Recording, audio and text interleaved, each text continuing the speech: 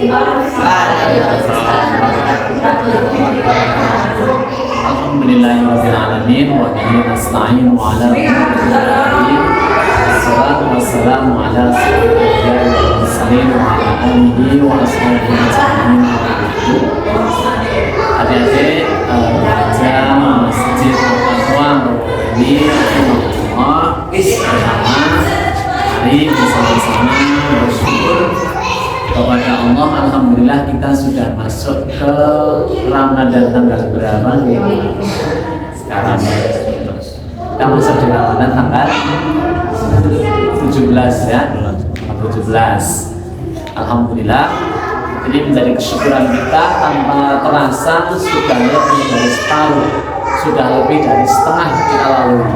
Kira-kira sudah setengah lebih kita lalui, menyenangkan atau biasa-biasa saja atau pasti menyenangkannya. Di tanggal 17 ini kemudian kita harus mengingat kembali apa yang sudah kita lakukan di bulan Ramadan yang sudah kita lewati tanggal 1 sampai tanggal 16-nya. Mudah-mudahan kita bisa semakin meningkatkan kualitas kita dalam beribadah di bulan Ramadan ini. Sholawat dan salam mari senantiasa kita sanjungkan bersama kepada junjungan kita Nabi besar Muhammad sallallahu alaihi wasallam. Baik, adik-adik remaja semuanya, Masjid Al-Taqwa di bulan Ramadan di tanggal ke-17 ada satu peristiwa yang cukup bersejarah, terutama bagi kita umat Islam. Kira-kira apa? Apa? Nuzulul Quran. Apa itu Nuzulul Quran? Waktu di mana Allah menurunkan Al-Quran. Dari kata nazala yanzil, ya, Nuzulul Quran. Waktu Allah menurunkan Al-Quran. Nah, pertanyaan berikutnya, apakah di bulan Ramadan itu kemudian Allah menurunkan Al-Quran yang kita kenal sekarang, yaitu ada berapa juz? 30 berapa surah? 100 berapa? Suratnya ada berapa? Dalam Al-Quran ada yang tahu suratnya jumlahnya berapa, Mas? Jumlah surat dari Al-Fatihah, Al-Baqarah, Ali Imran sampai Anas berapa? 114. Apakah yang dimaksud Nuzulul Quran itu di bulan Ramadan Allah turunkan 30 juz 114 surat itu semuanya? Tidak ya. Karena Al-Quran ayat-ayatnya itu turunnya itu secara berangsur-angsur sesuai dengan kebutuhan. Di awal, di pertama kali turun itu surat apa yang tahu? Awal turunnya Al-Quran surat apa, Mbak? Surat apa, Mbak? Al-Alaq. Ayat berapa? 1 sampai 5 bunyinya gimana? Yuk kita baca 1 sampai 5 diawali basmalah. Bismillahirrahmanirrahim. Iqra bismi rabbikal ladzi khalaqal insana min 'alaq. Iqra wa rabbukal akram. Alladzi 'allama bil qalam. 'allamal insana ma lam ya'lam. Ayat ini yang baru saja adik-adik baca 1 sampai 5 ini ayat pertama turun yang Allah berikan kepada siapa? Nabi Muhammad sallallahu alaihi wasallam. Lewat siapa perantaranya?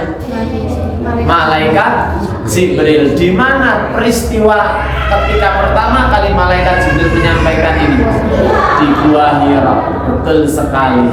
Banyak yang menyebutkan itu terjadi di tanggal 17 bulan Ramadan. Ayat 1 sampai 5. Tetapi ada yang menyebutkan bahwa memang Al-Quran secara utuh yang 30 juz yang 114 itu memang semuanya diturunkan di bulan Ramadan, tetapi itu Allah turunkan di tanggal 17 itu turunnya dari Lauhul Mahfuz ke langit bumi, ke langit dunia. Sedangkan dari langit Allah turunkan kepada Nabi Muhammad ini secara berangsur-angsur sesuai kebutuhan selama 20 sampai 21 tahun. Nah, kemudian kita memperingati sebagai seorang muslim di tanggal 17 itulah ada peristiwa yang disebut tadi apa? Nuzulul Quran. Mana bukti dalam Al-Quran kalau Allah menurunkannya di bulan Ramadan? Kira-kira buktinya ada di mana? Ada penjelasan tidak di Al-Quran tentang waktu Allah menurunkan? Yaitu termaktub di Quran surat Al-Baqarah ayat berapa? Ada yang tahu? Penjelasan Allah menurunkan Al-Quran di bulan Ramadan 180.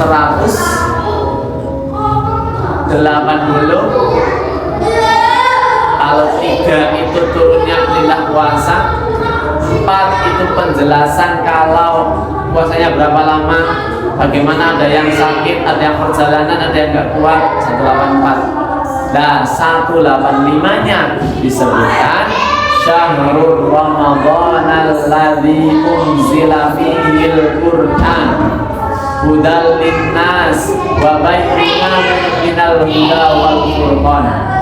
Bulan Ramadan itulah bulan di mana Allah turunkan Al-Qur'an sebagai apa? Hudal linnas, petunjuk bagi manusia. Wa bayyinatin minal huda wal furqan, dan menjelaskan tentang petunjuk dan pembeda. Ya, dari Al-Quran ini kemudian Islam bisa tahu mana yang baik, mana yang buruk, mana yang hak, mana yang batil. Ini dengan Al-Quran. Maka di antara mulianya bulan Ramadan karena di dalamnya Allah turunkan Al-Quran. Jadi banyak sekali ada pepatah atau kata-kata bijak yang karena Al-Quran maka semuanya menjadi mulia. Nih, di kelasnya masing-masing, di sekolahnya masing-masing, yang biasanya menjadi juara di sekolahnya, mewakili sekolahnya, bahkan kadang mewakili kecamatan, bahkan kadang mewakili kabupaten, mengikuti lomba-lomba tertentu. Kira-kira anak tersebut mulia tidak?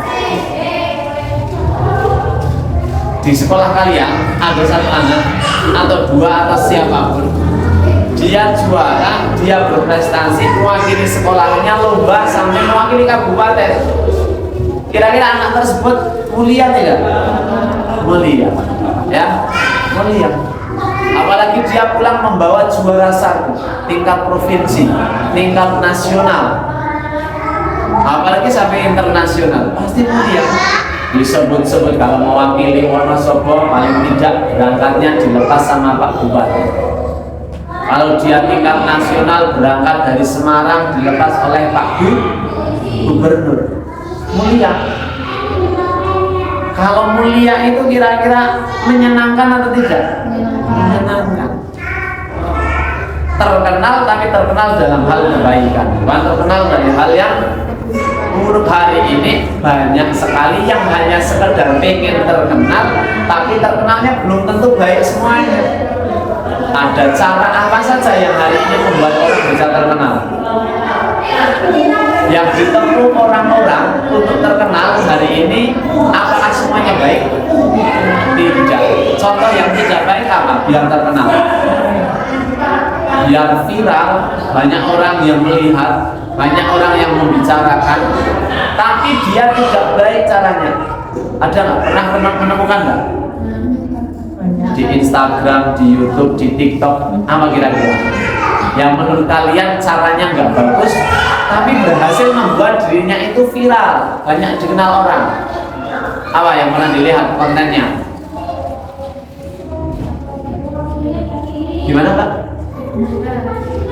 Misal dia buat konten-konten ngeprank, ya kan? Walaupun awalnya niatnya iseng-iseng gitu kan ya. Tapi kan orang yang di prank itu ada yang bisa menerima, ada yang tidak. Atau biasanya yang paling lazim di Indonesia yang kemudian mudah sekali mendapatkan like dan subscribe, mudah sekali kemudian mendapatkan interest dari para penonton, itu adalah ketika dia melanggar tata cara berbusana. Baik laki-laki maupun perempuan. Nah, perempuan biasanya ketika dia cantik, kemudian berani membuka hijabnya, bahkan mengenakan pakaian yang tidak menutup aurat, kadang-kadang kalau di Indonesia mudah sekali mendapatkan viewer yang banyak. Gimana? Itu dia terkenal, banyak orang yang mengenal, banyak yang mengakses kontennya. Tetapi pertanyaannya, dia terkenal dengan cara yang baik atau tidak? Kan begitu. Itu kan masalahnya. Kira-kira teman-teman di sekolah pengen jadi yang terkenal, kalau milih jadi orang yang terkenal di kelasnya, sekolahnya masing-masing, itu dengan jalan yang baik atau yang buruk? Kalau yang buruk kan ada kadang-kadang terkenal gitu. Misal, maaf nih, kadang-kadang di sekolah ada yang paling usil, ada yang paling nakal, itu kan kadang terkenal juga di sekolahan. Tapi saya yakin jarang yang mau memilih dengan cara itu. Kerennya adalah ketika terkenalnya prestasi, nilainya bagus, sering mengikuti lomba, pulangnya bawa hadiah. Nah, tetapi kemuliaan-kemuliaan itu akan kalah semuanya ketika Allah memuliakan seseorang dengan Al-Quran. Karena semuanya yang bersinggungan dengan Al-Quran pasti dimuliakan. Contoh, tadi ketika Allah ingin menyampaikan wahyu bernama ayat di dalam Al-Quran kepada Nabi Muhammad SAW, Allah langsung sendiri yang menyampaikan atau ada perantara? Siapa perantaranya? Malaikat Jibril yang tugasnya menyampaikan wahyu. Maka malaikat Jibril Allah muliakan menjadi malaikat yang paling mulia. Allah mencipta malaikat, jumlahnya ini berapa? Ya, banyak tak terhingga. Yang wajib kita ketahui ada 10. Jibril, Mikail, Israil, Israfil, Malik, Raqib, Atid, Ridwan, Munkar, Nakir. Sebenarnya apa ini? Jibril, Mikail, Israfil, Munkar, Nakir, Raqib, Atid, Malik, Ridwan. Ini yang wajib kita ketahui. Sedangkan jumlah malaikat yang Allah ciptakan ini banyak sekali. Di antara ribuan malaikat yang Allah ciptakan, malaikat Jibril memiliki kedudukan yang paling tinggi. Kenapa? Karena dimuliakan salah satunya dengan Al-Quran. Kemudian Nabi Muhammad SAW, Allah jadikan Nabi Muhammad nabi terakhir, Khatamul Anbiya, penutup para nabi, yang diberi kitab suci bernama Al-Quran. Maka dari nabi malaikat yang Allah itu sama, jumlahnya berapa? Banyak sekali. Tetapi yang wajib kita ketahui ada 25. Di antara yang banyak itu, yang paling mulia adalah Nabi Muhammad. Kemudian ada berapa jumlah bulan? 12. Kalau kalender Hijriah 12 juga. Hafal tidak? Kalau Masehi kan Januari, Februari, Maret, April, Mei, Juli, Agustus, September, Oktober, November, Desember 12. Nah, kalau kalender Syahriyahnya, Qamariyahnya apa enggak? Nah, yang pertama itu bulan pertama apa? Muharram. Nah, yang kedua Safar, Rabiul Awal, Rabiul Akhir, Jumadil Awal, Jumadil Akhir,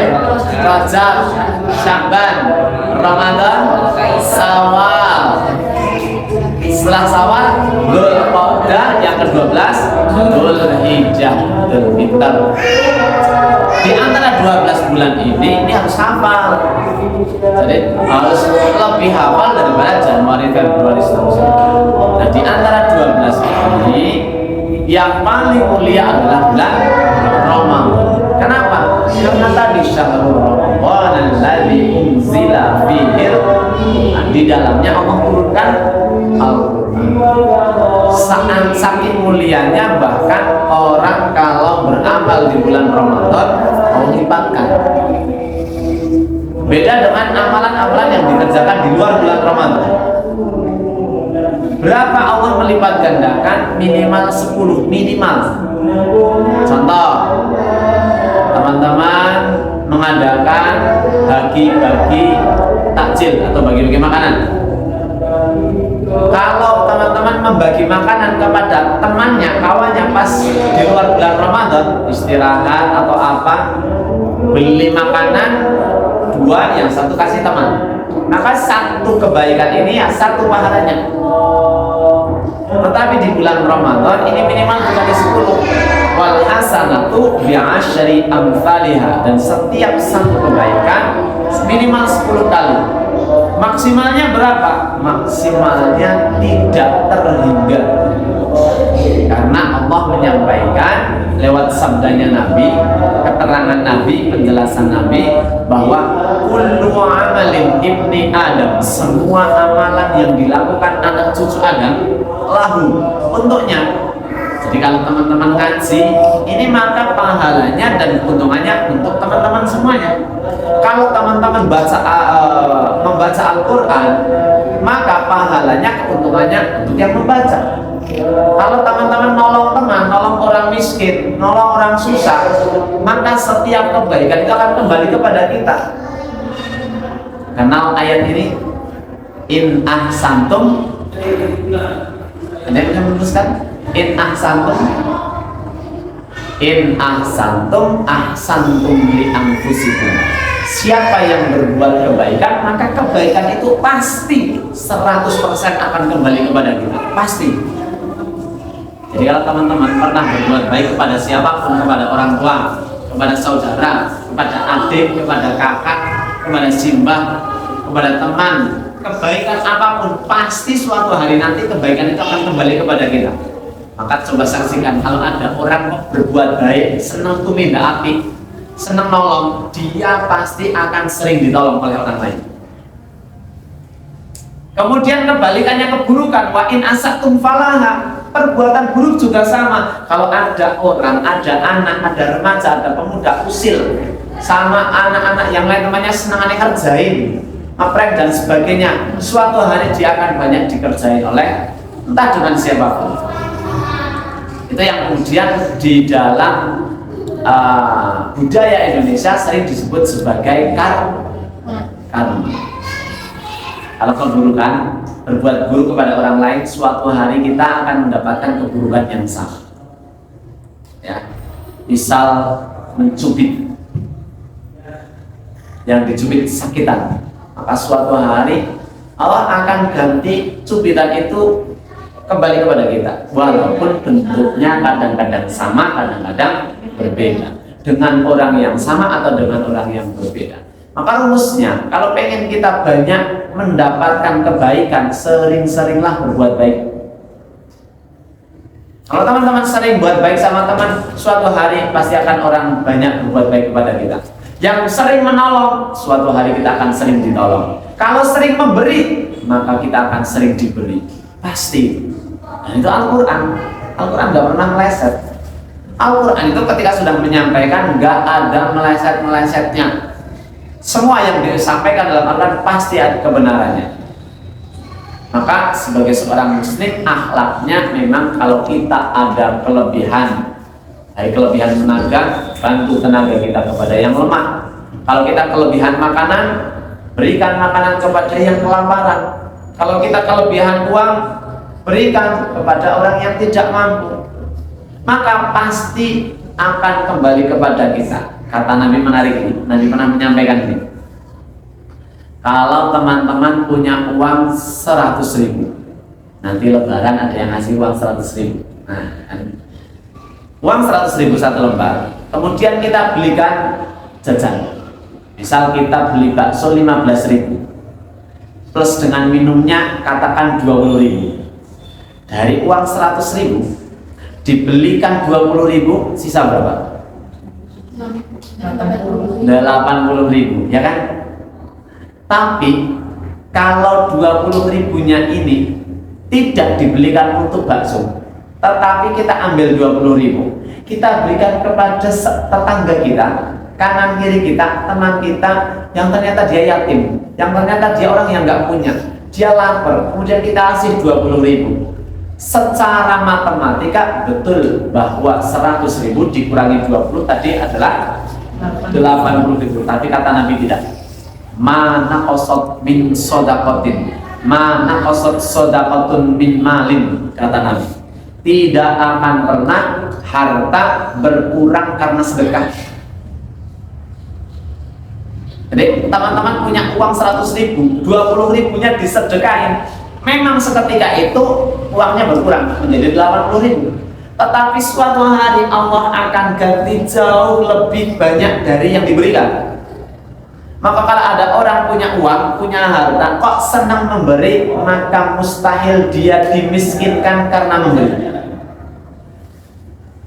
Kembali kepada in ahsantum li anfusikum. Rumus dan kaidah di dalam Al-Quran mengatakan yang banyak berbuat baik, maka kebaikan itu untuk dirinya sendiri, kecuali ibadah puasa. Kalau puasa bukan untuk diri kita, karena kata Allah puasa ini untuk siapa? Untuk Allah sendiri. Dalam sabda Nabi, illa siyam, kecuali puasa, fa innahu li wa ana adzibihi. Karena puasa itu adalah untukku, kata Allah. Kenapa untukku? Ada orang punya uang bisa beli makanan, tapi dia memilih untuk berpuasa tidak makan. Ada orang di rumahnya punya nasi, punya lauk, tapi dia tidak makan, dia memilih berpuasa untuk Allah. Ada minumnya aneka macam, tapi memilih tidak meminum. Baik ada orang, tidak ada orang tetap memilih untuk tidak makan dan minum. Berarti puasanya benar-benar untuk Allah. Maka orang-orang yang puasanya untuk Allah, kata Allah, wa ana adzibihi, ini saya sendiri yang langsung akan mengganti pahalanya, nggak lewat malaikat raqib dan atid, langsung Allah sendiri yang akan menerima dan Allah yang akan membalas. Maka kalau Allah sudah membalas sekehendak Allah, terserah Allah jumlahnya, bebas sampai tak terhingga. Itu hebatnya pahala puasa yang ada di bulan Ramadan, sampai-sampai di dalamnya sangat spesial. Kembali kepada Al-Quran tadi yang membuat semuanya akan terasa istimewa dan spesial. Tadi malaikat sudah, Rasul sudah, bulan sudah. Sekarang hari atau malam, di antara malam-malam dan hari-hari yang Allah ciptakan, itu ada satu malam yang nilainya lebih baik dari 1000 bulan, yang kita kenal sebagai malam Lailatul Qadar. Itu malam yang lebih baik dari 1000 bulan. 1000 bulan itu kalau dibagi kira-kira jadi berapa tahun? Kalau 1 tahun berapa bulan? 12. Kalau 1000 bulan ada berapa tahun?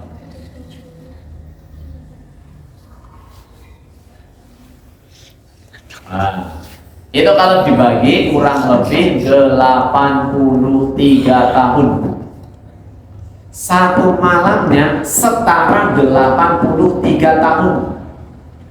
Jadi kalau ada orang di malam bulan Ramadan kok dia mendapatkan pahala Lailatul Qadar, maka baca Al-Qur'annya di malam itu Allah ganjar baca Qur'annya satu malam, tapi Allah ganjar seperti baca Qur'an 83 tahun.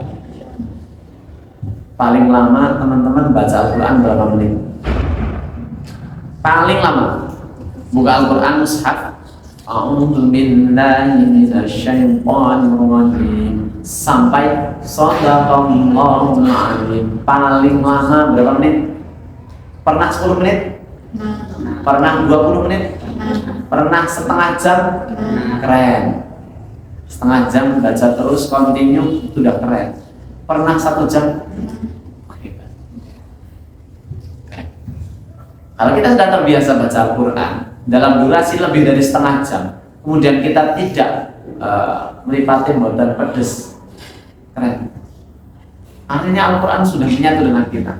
Kalau Al-Quran belum menyatu, kadang-kadang 10 menit kita baca Al-Quran udah mulai ngantuk, udah mulai angop-angop, padahal tadi biasa saja. Kadang mata sudah mulai mengeluarkan air mata, pedes, pucat-pucat. Nah, kalau ada orang baca Al-Quran, kira-kira kalau 1 jam tadi Mbak baca 1 jam, dapat 1 juz nggak? Dapat. Itu lebih dari 1 juz kalau setelah 1 jam, minimal 1 juz. Itu bacanya pelan. Kalau bacanya dia relatif agak cepat, 1 jam itu bisa dapat 2 juz. Bayangkan kalau ada orang 1 jam saja 1 juz, berarti kalau 24 jam 24 juz. Kalau dia baca sepanjang full non-stop 83 tahun, berapa kali kata? Tak terhingga. Tak terhingga. Teman-teman sudah pernah baca Al-Quran sampai kata? Pernah. Alhamdulillah. Senang nggak kalau baca Al-Quran dimulai dari Al-Fatihah, terus nanti kalau sudah selesai dikasih jarak, besok baca lagi, dilanjutkan, kemudian berhasil khatam. Senang nggak? Senang. Bayangkan. Kita membaca Al-Quran pas di malam Lailatul Qadar, Allah kasih pahala Lailatul Qadar, pahala baca Qurannya seperti baca Quran 83 tahun. Banyak sekali. Kalau ada orang sholat di malam Lailatul Qadar, dia kemudian dapat pahala Lailatul Qadar, maka sholatnya seperti sholat sepanjang 83 tahun. Kita kalau sholat berapa menit? Dari Allahu Akbar sampai Assalamualaikum. Assalamualaikum. Berapa menit? 10 serius 10 menit mas? 10 menit sudah panjang sekali ya. 5 menit itu juga sudah hebat ya.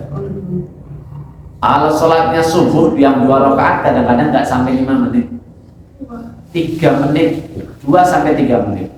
Yang agak panjang sholat tarawih biasanya ya. Sholat tarawih mungkin kita lebih dari 15 menit, mungkin ada yang lebih dari 20 menit. Kalau di sini sholat tarawih berapa menit? 1 jam. Berarti mulainya setengah 8. Iya. Berarti selesai setengah 9 ya. Di salah satu yang pernah disampaikan oleh gurunda kita Ustadz Hanan Ataki pernah menyampaikan di salah satu masjid di kota Mekah itu ada seorang imam, dan termasuk, mohon maaf, bukan di Mekah, di Mesir. Jadi Ustadz Hanan Ataki bercerita dulu ketika masa beliau sedang menimba ilmu talabul ilmi di sana, diajak sama syekhnya, sama gurunya sholat tarawih di salah satu masjid. Ketika beliau sholat tarawih ini, Allahu Akbar, ghairil maghdubi alaihim waladdallin, amin, rakaat pertama yang dibaca surat Al-Baqarah, dan itu full sampai ayat 286. Bayangin baca berapa juz itu Al-Baqarah? Hampir 3 juz kan, 2,5. 1 rakaat. Rukuk, sujud, bangkit, rakaat keduanya yang dibaca Ali Imran. Kira-kira kalau teman-teman yang dari makmumnya mau lanjut, tinggal tidur ya. Nah, yang keren dalam kisah ini begini. Ini itu 1 rakaatnya saja Al-Baqarah, rakaat kedua Ali Imran, ternyata sampai selesai 11 rakaat yang dibaca imamnya ada 15 juz. Lamanya itu kurang lebih selesai pukul 2:30 malam. Yang menarik, ada di situ jamaah, salah satunya Simbah Mbah Kakung. Mbah Kakung usianya sudah di atas 60 tahun. Itu kuat. Ditanya sama Syekh tadi dan Ustadz Hanan Antaki, ditanya, Mbah, cara bahasa mriki Simbah, sholat tarawih di sini sudah berapa lama? Ternyata dia ikut sholat tarawih hampir setiap malam. Ditanya sama saya tadi, saya yang muda saja ikut tarawih di sini udah lalu dan kulit udah mau copot, kaki sudah derdek, kok Simbah yang kuat bisa menikmati, resepnya gimana? Gitu kan. Terus kata Simbah tadi mengatakan bahwa saya sholat itu sampeyan yang muda sholatnya pakai tenaga, sedangkan saya sholatnya pakai iman. Mas, mbak, jadi pada intinya Al-Quran akan menjadikan kita menjadi seorang yang istimewa, seorang yang dimuliakan oleh Allah manakala kita dekat dengan Al-Quran. Maka yuk, mumpung kita masih Ramadan, yang sudah memulai tadarus, disemangatilah kita tadarusnya. Minimal kita punya target 1 kali khatam dalam 1 bulan Ramadan. Mas Aska, bulan Ramadan ini sampai hari ini sudah dapat berapa juz tadarusnya?